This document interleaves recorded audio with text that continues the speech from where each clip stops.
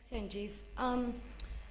Building on what Sanjeev just said, it's important that right now when we're hearing our colleagues from the working groups that we just begin thinking about how all these very action-oriented agendas, the specific agendas that were developed in each working group, connect in order to create our broader strategy for the movement. We need to connect the dots, pretty much. That is what we're saying. And we will have time to continue discussing this, but it's important to begin thinking about it and seeing how each working group can relate to each other, how it relates to the different mechanisms, and what we can do together as a movement.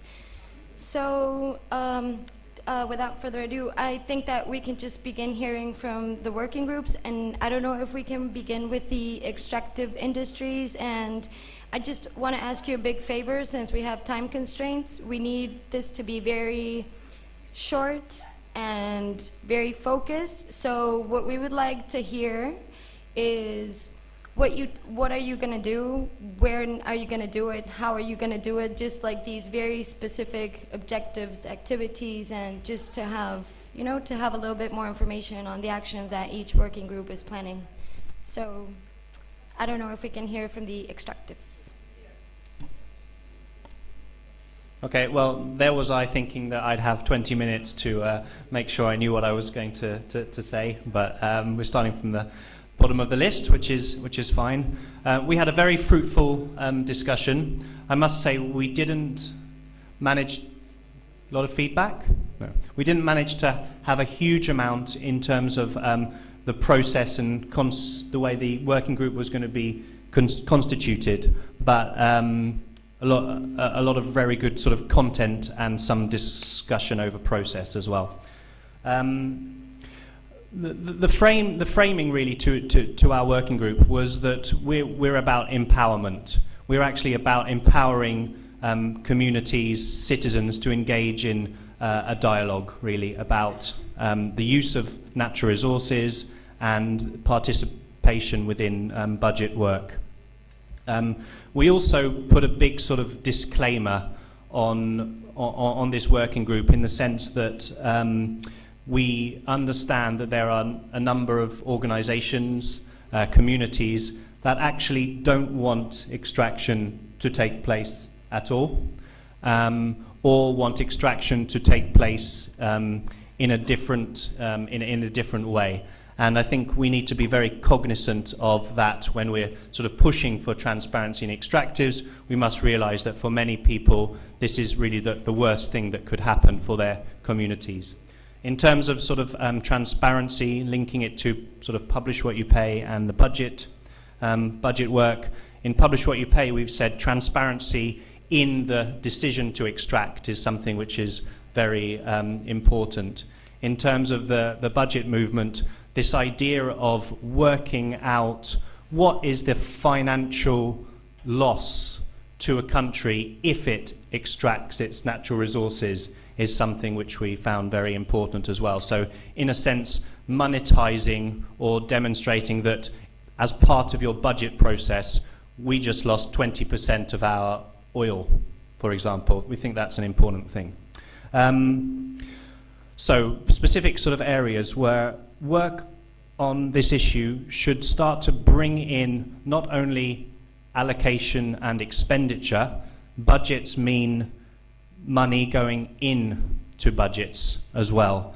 So sort of the recommendation from the working group is to get clarity on what is coming into a country, to sort of put the movement's weight behind that, the sort of transparency of what's coming in, but also to look at what isn't coming in but should be coming in.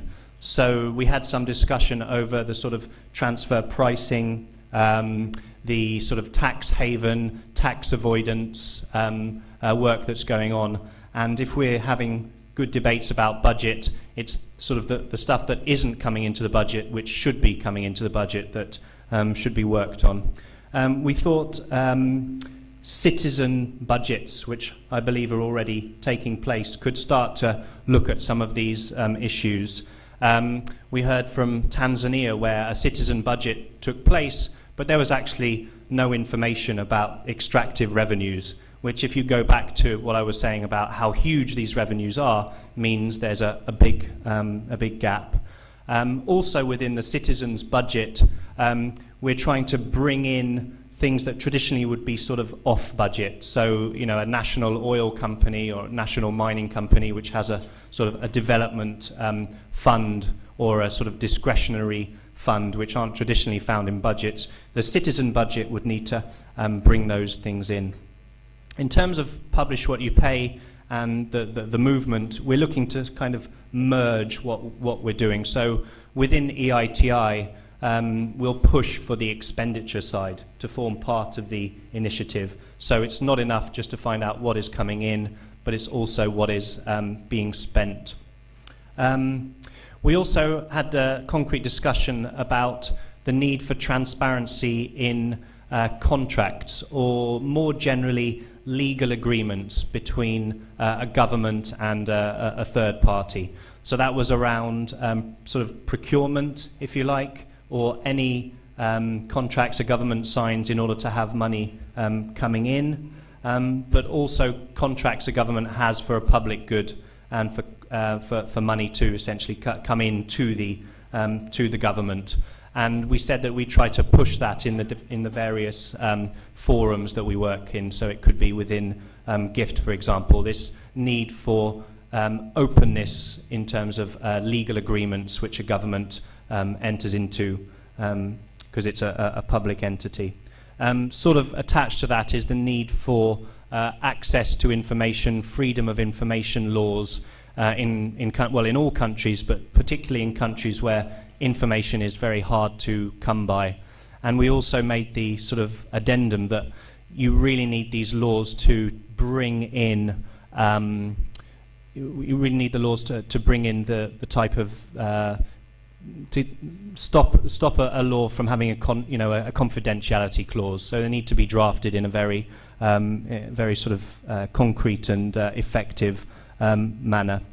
And two other concrete things over the next year was really we want to identify companies and work on companies as part of our work, not just on governments.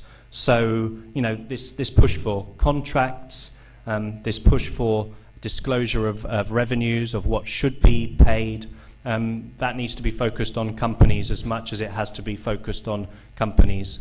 The reason for that is, you know, large multinationals these days are, you know, quasi-state actors in a way, with budgets that far out exceed the GDP of some countries. So we identified Vale in Brazil, sort of Anglo-Australian Rio Tinto, Barrick Gold, BP, and CNPC. We'll sort of use them as case studies for our work on the companies. Finally, and it's the last thing, project level reporting. This is becoming slowly an area of best practice in the disclosure of revenues. The US law, the European law, and more EITI reporting is being done at the very much the subnational level, the sort of the community level. And that has particular relevance for budget work, we think. So once we get the data on what's being paid for a particular project, linking that up very quickly with community budget audits. Thank you. Thanks. Fantastic. So now if we can hear from the maternal health group. Thank you, Rocio. First of all, thank you to everybody who participated in that working group. There were 16 of us, and I appreciate it. It was great to see that there was so much interest. So thank you, and thank you for all your input. I'll try to summarize as best as I can some of the discussions that came out of there and some of the ideas ahead. But please feel free to provide any input if I miss anything. So first of all, I mean, there was a consensus that there is an interest, at least from the people participating there, that this movement takes this issue on. How we do that, we can continue to discuss, but that this is an issue that is relevant for national level agendas of the organizations that are participating in the movement and that are pushing for maternal health, but it is also relevant at the global level because there's a unique opportunity. So that's the first contention. Somebody put it very nicely and said that transparency saves lives, and that is you from Yemen. Based on work on transparency, policies were actually better, improved, and they saved lives. So that's something that we need to push. We coincided that it's an issue that is very linked to aid transparency. So there's a first connection, and that we cannot discuss maternal health or health in general without discussing aid transparency, because a lot of the money that will be going into the countries is actually aid money. And that the emphasis should be put, yes, on transparency of the governments implementing policies and budgets, but also on governments financing that, and how much of that is off budget and how much of that is on budget. So that would be one issue that we should not leave out of this agenda. The third would be that participation is crucial. So one of the things that needs to be pushed is the issue of participation, because that is also absent, and that some of the work on the ground from the organizations who were part of the working group who are doing this type of monitoring, the evidence that comes from when they start analyzing these budgets and they start looking at the transparency kind of voids that there are, they can feed this information into the global level agendas to demonstrate why transparency and participation is important. So we should not we should keep that in mind. But that, in order for participation to happen, we need disaggregated budget information on health. And as we know, that is a huge challenge. The Ask Your Government campaign and the OBI and several instruments show that some of the high burden countries are some of the most opaque countries as well. So one issue that we need to push for is transparency in access to information and further disaggregated information for health specifically. It was actually difficult to come up with very concrete next steps, actions, for this working group.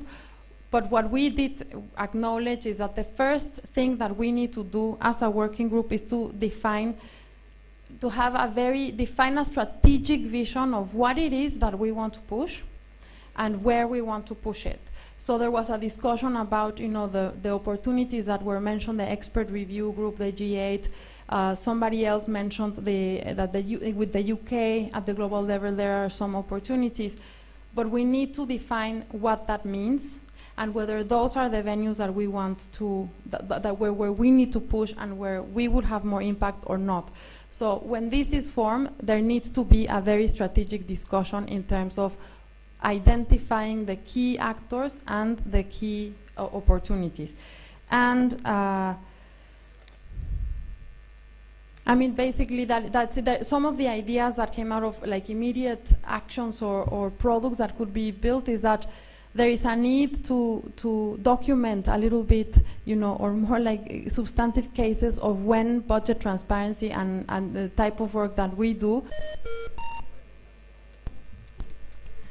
leads to impact. So document what methodologies are being used on the ground by groups, what types of experiences there are. So have one step is document and have more information of what is actually happening.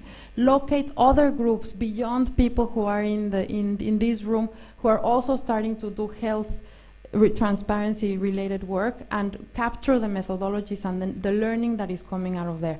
So those are kind of concrete actions, the three kind of concrete actions ahead. I don't know if Lynn or somebody else wants to add on something briefly.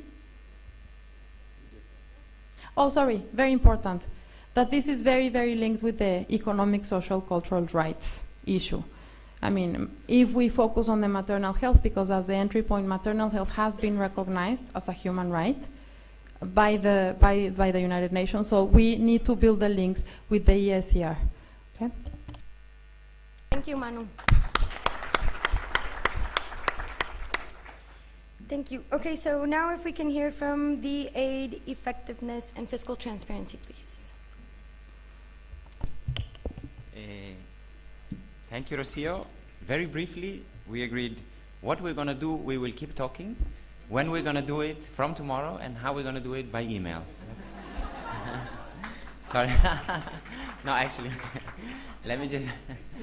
That's pretty much what we agreed to do, but meaning that's, there was no concrete action plan that came out of our discussions, but nevertheless we had very interesting and very constructive discussions, and I'll give you just a tiny flavor. We identified some common issues and common problems that groups face in different countries when it comes to the lack of aid transparency mostly, and how that affects budget transparency. The problem of donors providing aid off budget, so not being captured on the country's budget processes and documents, the issue of aid fragmentation, and the issue of partial and late information being provided by donors on their aid flows, which then complicates civil society groups being able to have a clear picture of everything that happens that is externally financed in the country. We had an interesting discussion on the issue of conditionality, which is one way in which civil society groups could collaborate with donors in trying to push for the governments to become more transparent. We highlighted the big problems that exist in this approach, especially when we take into account countries that are dependent on natural resources and that therefore have alternative sources of financing, or countries where China is playing a bigger and bigger role, and therefore the very low emphasis that the Chinese aid puts on transparency. But we discussed some ways in which the conditionality debate could be pushed forward, maybe couching it in some different language that looks at reciprocity of commitments between donor governments and countries that receive aid, for example. We spoke about some very important linkages with other groups. I was happy to hear that Manu said there's an important link with the maternal health work, for example, but we spoke about specifically the transparency issue when it comes to climate change funding. If there's this sort of new and potentially very large flow of additional aid type flows that will come to developing countries, talking about the transparency of such funding is going to be very important. And also linkages with the Global Initiative for Fiscal Transparency more generally when it comes to defining transparency norms and how those will be applied in countries that heavily depend on aid. In terms of next steps, as I said at the beginning, I mean, we didn't have any clear or very concrete specific action plans. We agreed to remain in touch. We agreed to speak again after the Busan High-Level Forum that's happening in 2 weeks' time, and to sort of continue seeing. There is certainly a good common, a good idea of a common agenda, but we need to sort of speak further and see what comes out of the Busan Forum in order for us to sort of identify more concrete action plans. Thank you. Thank you, Paolo. Oh my God, this is ridiculous. So if we can hear from the environment, please.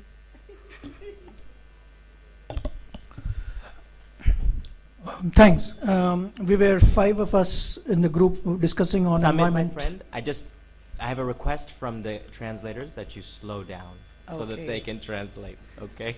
Yeah, they came to me and spoke also, so I'll try really hard.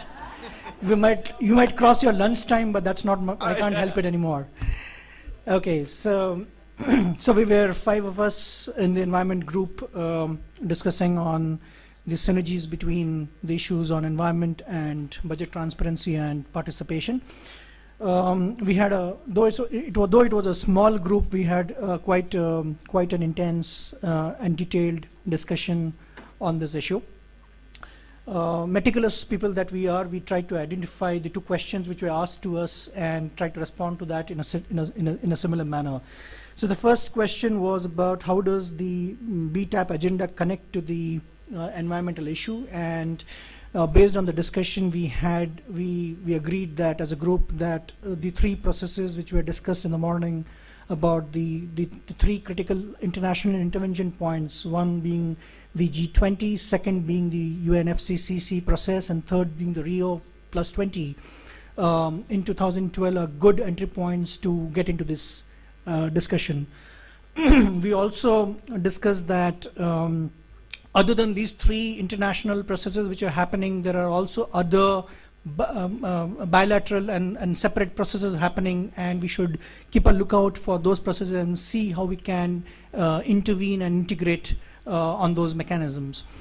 A small remark was also that we should use the G20 working group, which is a separate working group in today's session, and see how we can actually segue our agenda onto the G20. And as a G20 intervention, we have the environmental agenda as including the other BTAP agendas we are talking about linked to the G20. On the second question about what are the practical action points, there were certain discussions. One of the discussions we had was also about the approach to the adaptation funds and the mitigation funds, which is going to be addressed via the international negotiations on climate. And there are already indications that many of the countries are actually quite creative in the way they address the adaptation funds. So in the name of adaptation, they try to put on many other things, including things like food security and employment and many other things, which actually is very confusing and are actually not good for transparency purposes.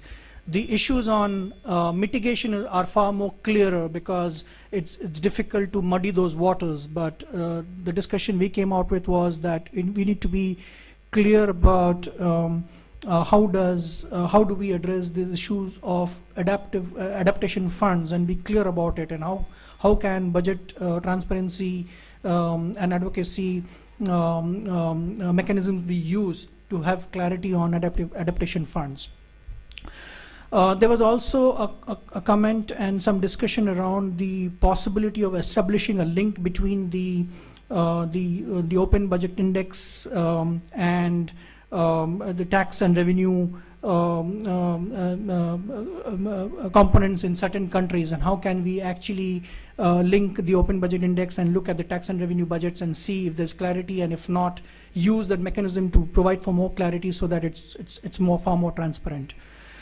We had a discussion around the Global Climate Fund, the $100 billion I was talking about in the year. Earlier in the day, and there was this discussion and agreement in the group that we should actually use this Global Climate Fund, which is to the extent of $100 billion every year starting 2013, and how can actually be reflected into the country budgets, into the central federal budgets, and then be audited, so that at any point of time there is clarity, and the reasons why currently the monies are being held up is simply because of non-transparency in the entire system. So we talked about how it is important to actually use the GCF, the $100 billion, and be reflected in the country budgets, which is then audited through the central, through the supreme audit institutions of the country, so that at the top end it is not only reflected in the country budget, but can also be tracked to the supreme audit institutions. We also talked about how can the utilization of these funds be tracked at the bottom end through social audits, and how civil society is got an important role to play. And this combination of using the supreme audit institutions at the top end for the central budget tracking, and using the expertise of civil society at the bottom end for social auditing, actually helps bridge the levels of trust deficit which is currently there, and in a certain way countries can use this $100 billion in the right purpose and the purpose it is destined for. Well, lastly, I think there were the two other things. One was the possibility of linking the budget transparency advocacy groups in these countries with NGOs working on environmental issues, and how can they be a bridge between advocacy groups working on transparency and advocacy groups working on environment, and how can they put forth a joint communique and a joint position in each of these environmental or each of these international summits, which is happening at Rio or at the UNFCCC or at the G20. Well, so I think that about captures what we discussed. But if I'm not known for my minuting skills or my skills to extract conversations, so if any of my members in the group would like to add to that, that'll be helpful. Otherwise, that's the outcome of our working group. Thank you.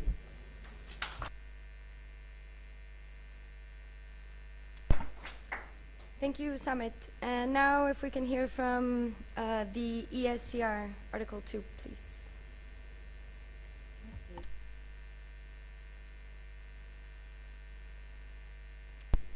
I will try to be very brief because I think this is the group that we have more concrete things already done.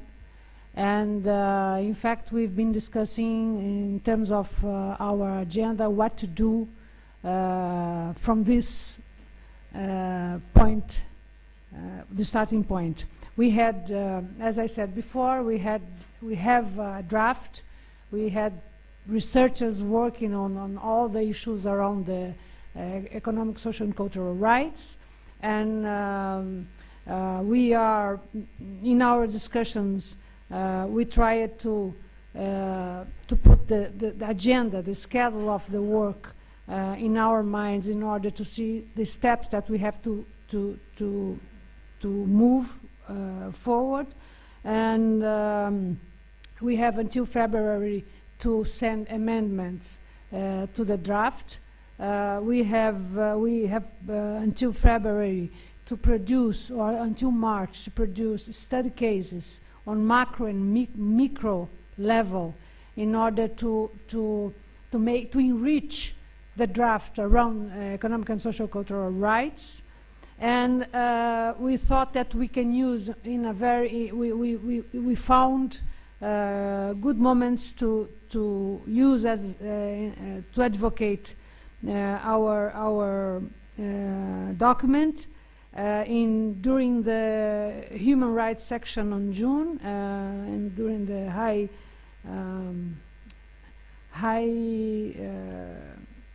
Council on Human Rights of United Nations. Yeah, that's it.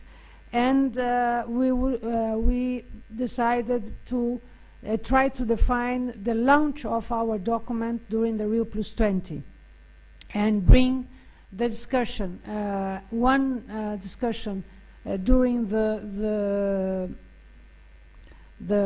People's Summit. This is the civil society, social movements, unions movement on one side, and as well to do a launch or something similar within the official meeting, you know, because we have this bridge where we're going to have in both in the official and in the parallel event, we're going to have spaces to work and to do things, to prepare proposals, and we thought that this is good opportunity to present, to launch, and we thought that would be a very good opportunity because we are trying to bring the Brazilian president and the General Secretary of the United Nations to come to our territory in a conversation with us, and it would be a good opportunity to visibilize our perspective in questioning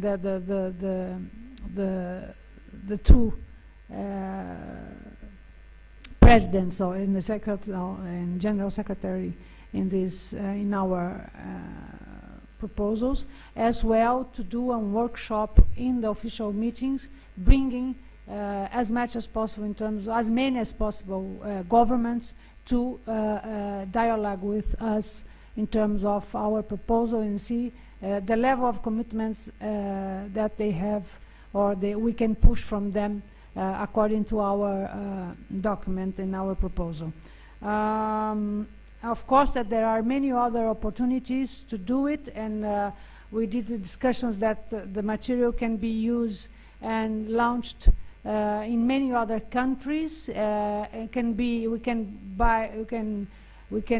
establish a partnership with other initiatives around the same issue and spread out the document, as well to use as a tool for our governments and to improve and make it effectively a binding, oblige the government to use the document as a guide, but in fact what we want it end up in a binding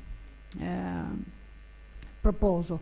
I think it was mainly the discussion, and it was very interesting because in fact this, what we were when we were talking about the budget and economic, social, cultural rights, we put environmental rights, we put sexual orientation rights, we added many other rights that are part of this frame of economic and social, cultural rights. And it was really interesting because all the issues that we've been raising here, it's connected and it was part and did part of our conversation during our working group meeting. It means we can. This is the issue that can unite all the issues that we are talking here, you know, because everything.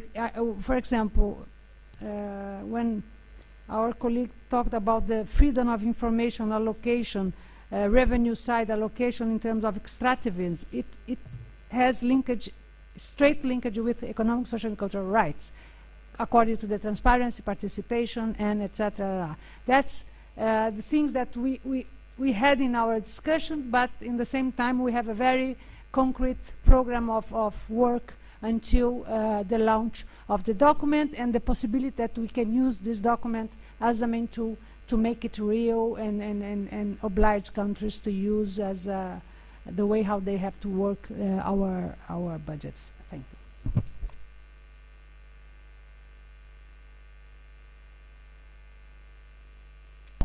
Thank you, Yara. So now if we can hear from the GIFT group, please.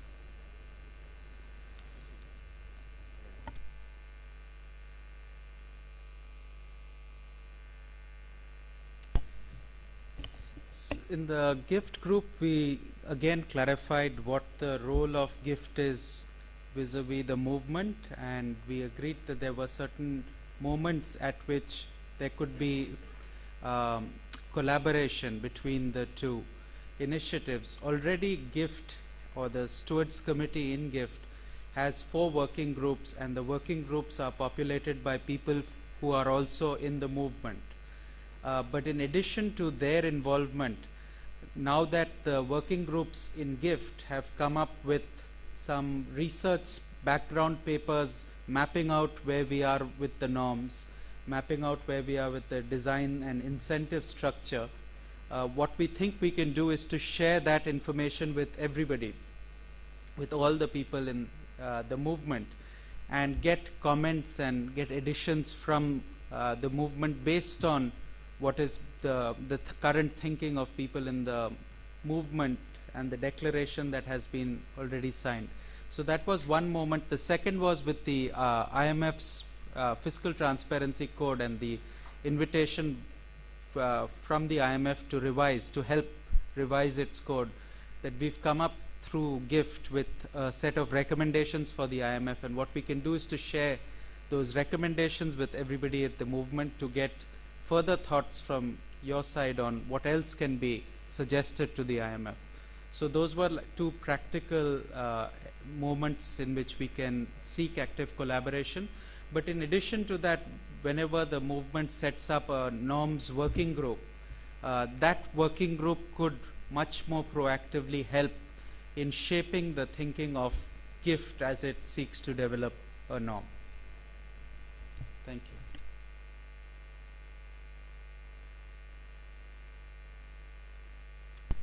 Thank you, Vivek. And finally, if we can hear from the Open Government Partnership.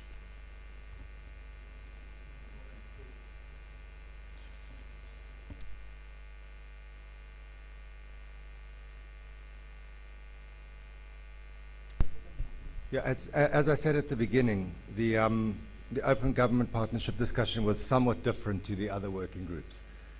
We really spent a little bit of time thinking, trying to clarify the concept. But, I think we had a very interesting discussion around how much of an opportunity the Open Government Partnership really is. And I think that the general sense was one of some ambivalence. On the one hand, this is an unusual moment that you've got 39 plus 8 governments that have, and presidents that have taken a public stance in favor of open government and have, or will each have a national plan of action that will hopefully be fairly specific on what actions they'll take over the next 2 to 3 years. So that's an opportunity. And, you know, countries are joining, we discussed briefly, countries are joining for different reasons, you know, and maybe international prestige or joining the US or South Africa joining Brazil feature among some of those reasons rather than the kind of more altruistic reasons that we might prefer them to join, to use to join.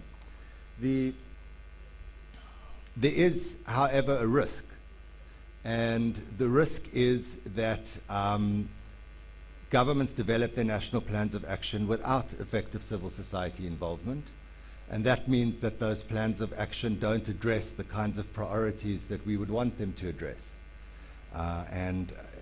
One striking example was the lack of, the absence of a commitment around freedom of information legislation in the Philippines, for example. So that was, you know, that's one risk. A related risk, in a sense, is that one of the arguments that the government champions in the Open Government Initiative have been making is that participation in an international initiative like this might help to give them greater leverage over other departments, other parts of the government. And I think what people were saying is that that might be true, but there's also a risk that those government champions could end up becoming the scapegoats for the Open Government Initiative. Nevertheless, I think where people came out is saying that this is a new initiative. We shouldn't dismiss it at this point. We should try and use it and try and push it so that it does reflect the kinds of values and priorities that we would like it to reflect. And it might be useful to recognize that many of the governments in the Open Government Partnership are struggling. They're struggling somehow to bring their whole government around the initiative, and they're struggling to find ways or define ways in which they can really establish a broad national process by which civil society is, a broad civil society is effectively involved in this program. So with that as a background, it might make sense for civil society in the 8 countries, and particularly in the 39 countries, to reach out and start the dialogue with government and say, look, we see that you're committing yourself to a national plan of action. This could be a very positive thing for the country. And we'd like to discuss with you how you can effectively work with us to make sure that civil society's views are represented in the process, and that we can give the support that would be useful to those parts of government or those champions within government that are sincere about following a path of greater open government. So I think that's where we ended. I undertook to, I've been sending around a kind of a short update on government to an IBP list. And I've got some additional people that want to be part of that list. And I'll try and make sure that every couple of months I send round an update of where the Open Government Partnership is, and particularly how some of these more kind of tension-filled discussions are panning out. The 8 civil society organizations that are currently sitting on the steering group of the Open Government Partnership are also meeting in December at the same time as the whole steering committee is meeting. And we're preparing a fairly clear statement to the 8 governments, and also by implication to the 39 governments, that this is a great initiative. It's been a very nice honeymoon, and we look forward now to really implementing the consultation part of that process. Let me stop there.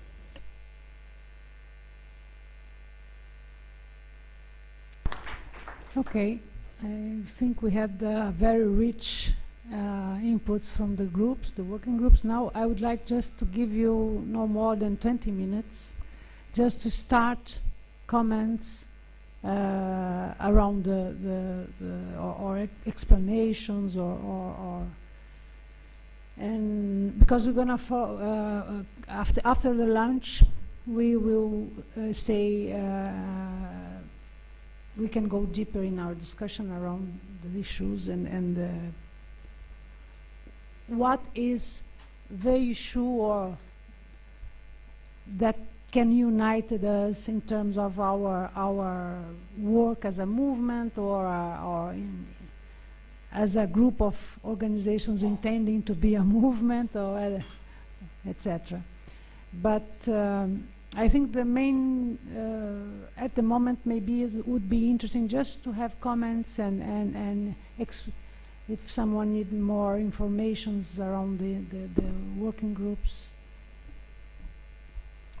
Sorry, one thing I forgot to clarify was that we discussed the issue of whether we'd focus on extractive industries, so oil, gas and mining, versus other natural resources, so fisheries, forestry, agriculture. And the consensus was that to keep focused, we'd keep our focus on oil, gas and mining, but with an understanding that that may play out to other sectors, natural resource or indeed non-natural resource at the country level.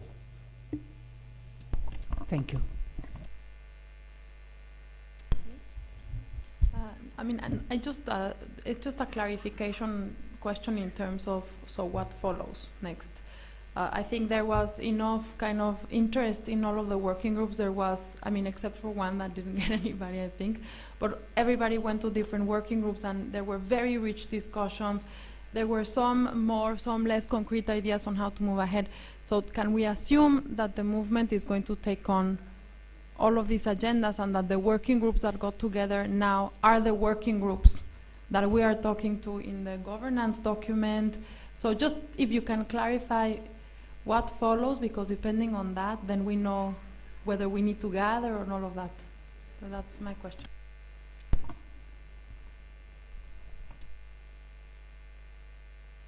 Everybody that wants to make comments, just come up. Then, don't forget that we will not finalize here now.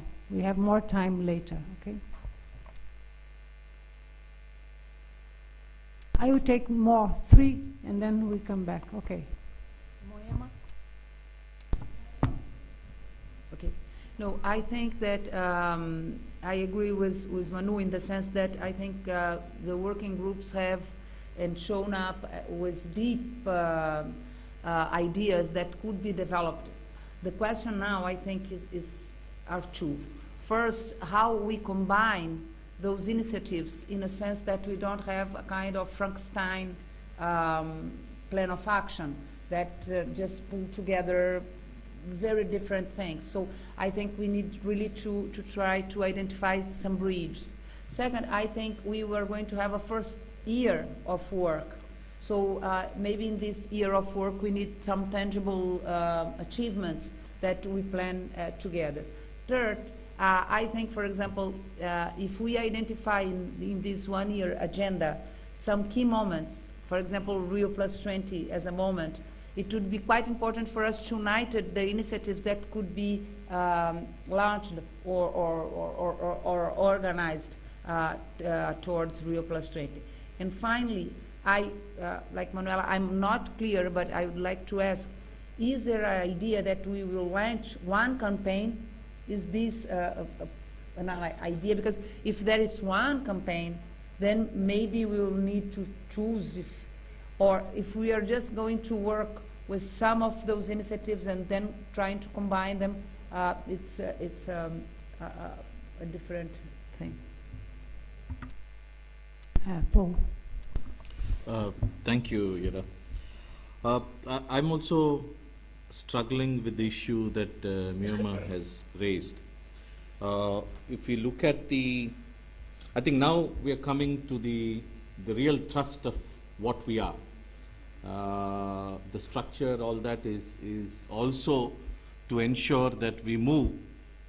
And only in the last 1.5 hours, I think we have now begun to see, apart from the declaration, how we are going to unfold and also have a certain achievements or traction on key issues. I think that's why we are here. But we are also a very diverse group. If you look at the working groups, you have how we demand the governments in the way they work with budgets. G20, of course, did not meet in that sense, but environment, aid effectiveness, maternal health, extraction. But I think, as Moema was saying, what is it, a core, wherever we are, that links us beyond budgets? Budgets, of course, is one core that we all agree, and that's why we are here. But budgets is not a neutral aspect. Budget can be for anybody. So how do we bring that element? I think if you look at the declaration, the values of a global movement, they're very clearly stated. So how do we link this with the rights of the most marginalized, ensuring there is equity, equality? That concept, whether it's extractive, whether it is medical, whether it is education, whether it is economic, social, cultural rights, how is it that we are ensuring? I think, to me, is an aspect that we'll have to really unpack a little, otherwise we can be lost. My second issue would be, building on that, is it strategically important for us to have one event or one chain of events which can not only visualize but also help us move to the point where we want to be in whichever area that we are involved in? Because if we don't connect with that, it's great that we've got diversity, but there may be a chance that we may not really connect into that core issue for which we are all concerned about. I think it's necessary, we need to grapple with this and then look at how we link with human rights, especially from the perspective of equity and equality. How?